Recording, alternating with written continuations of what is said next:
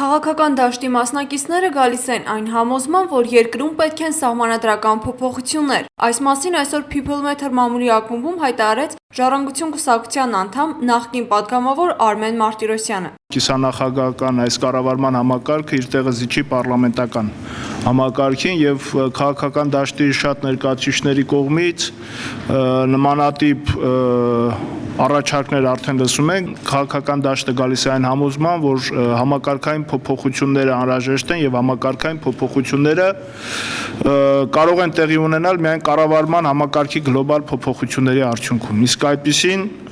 հենց մեր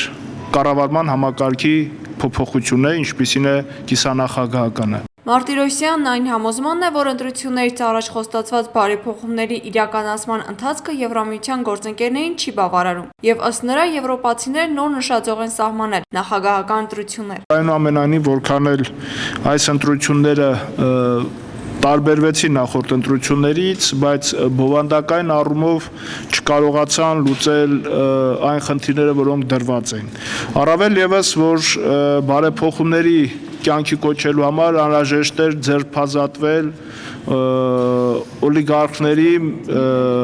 խոշոր գործարարության ներկայացուցիչներից պարլամենտում, ինչը տեղի չունեցավ, ընդհակառակը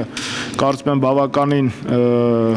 մեծացավ նրանց ներկայությունը։ Ինչ վերաբերում է կառավարության ծրագրին, ապա խորհրդարանական դիմադիր ուժի ներկայացուցիչն ասաց, թե դա ժամանակավոր է, քանի որ նախագահական ընտրությունների հետ սպասվում է նոր կառավարության ձևավորում։ Մարտիրոսյանը կարծում է, որ նախագահական ընտրություններում այլընտրանքային թեկնածու կարող է լինել Ժառանգության առաջնորդը Ռաֆի Հովհաննիսյանը։ Նա հնարավոր համարեց նաև Վարդան Օսկանյանի առաջադրումը։ Արմեն Մարտիրոսյանը վստահ է, որ ընտրություններին կառաջադրվի նաև գործող նախագահը։ Չեմ պատկերացնում ես ճիշտ ասած, որ Ռոբերտ Քոչարյանը հրապարակային